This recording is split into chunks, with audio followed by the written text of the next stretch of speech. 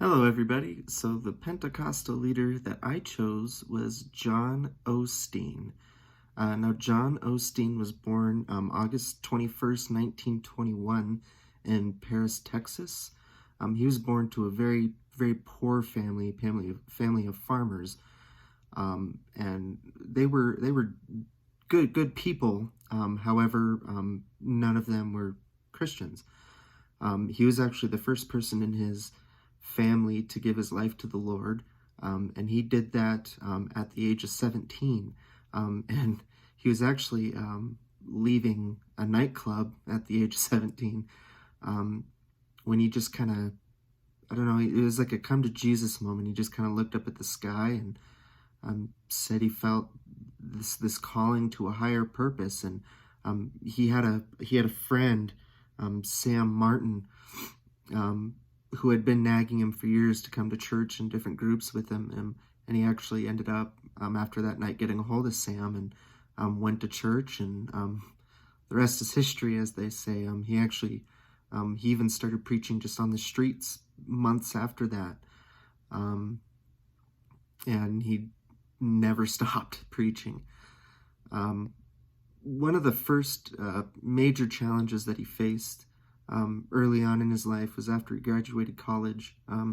He ended up getting married, and he became pastor of a Baptist church and was fairly successful there. However, he started to have marital issues, and he ended up getting a divorce from his first wife. And as a result of that, he kind of stepped away from being a pastor. He actually lost several friends because of it, because it went against their doctrine. And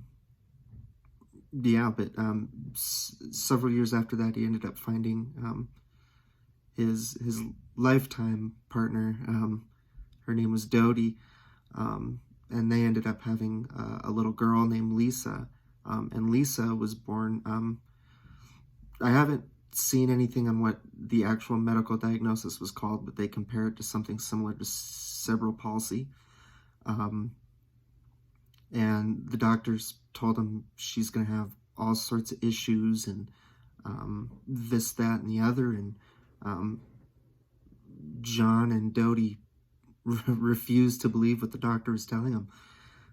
They stayed faithful, stayed in prayer, and it was actually in that moment of hardship that John's theological beliefs started to shift. It turned more into the charismatic, focusing on the gifts of the Holy Spirit kind of doctrine. And it turned out through the power of prayer and faith that Lisa didn't have any of the issues that the doctor said she was going to have. She turned out very normal, actually. And then through his shift in doctrine, he actually ended up founding Lakewood Church. And it started out in an abandoned feed store with 90 people.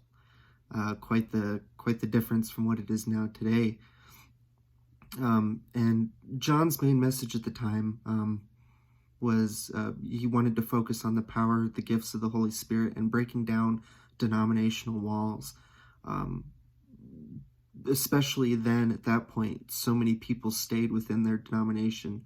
If you were Baptist, you hung out with Baptists. If you were Lutheran, you were with Lutherans, so on and so forth. And he thought that was wrong. He really wanted to break that barrier, because if you love Christ as Christ followers, we shouldn't have that in the way. And he preached for well over 50 years, impacting the kingdom. His Lakewood eventually grew. He actually built 2 new sanctuaries. Grew from 90 to 500, and then from 500 to 3,000 or 4,000, I believe it was. And then eventually, many years later, it grew even more to 8,000, and he had to build another sanctuary. But throughout that time, he wrote several books. He traveled the world doing missions. And he started his television ministry. And one of the people that helped him establish his television ministry was Oral Roberts. And he continued to preach and just love God, focus on God. And another hardship that he faced was later on in his life. His wife Dodie was diagnosed with cancer, terminal cancer. She was given months to live. And it's actually funny to hear interviews of their son Joel and several other people. Dodie flat out refused what the doctor was saying. She said, "Nope, I don't believe you." And her and John stayed faithful, continued to pray, continued to focus on God, and she was actually completely healed of her cancer, and she's actually still alive today. And that's also a huge testament. Her story and Lisa's story is a huge testament to the healing ministry that John had. Unfortunately, he went to be with the Lord after suffering a heart attack in 1999. And then his son John took over his ministry and is still the head pastor at Lakewood Church. And two major elements of his ministry that really impacted me. The first one was his perseverance. Especially going through the divorce, I can definitely relate to that right now. But he never gave up. He never, other than the little hiccup of stepping away from the ministry after the divorce for a little bit, he never gave up, never lost focus, never lost sight, continued to focus and trust God that everything was going to work out. And another thing that I really like of his was the breaking of familial curses. He was the first one in his family to come to accept Jesus. And eventually, later on in his career, he was actually able to help lead his dad to the Lord, which is a huge testament. It actually gives me goosebumps to even talk about. So to be able to break those curses, because especially with my family, I know heart issues, cancer, some things run in the family. Alcoholism on my birth dad's side is a real big problem, and those are something that I want to break now. It will not continue with me or into my kids. It's something that will stop. And the biggest element that I want to apply to myself from his ministry is that he was always positive. It didn't matter with his daughter Lisa, with the church being small and not growing for several years, with his wife getting terminal cancer. One thing that many people say in interviews and stories they've written about him is that he always was positive.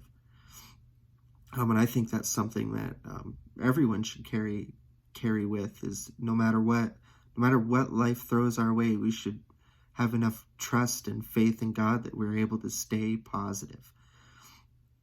And then, like I said, unfortunately, John passed away in 1999 of a heart attack, and his family continues his ministry today.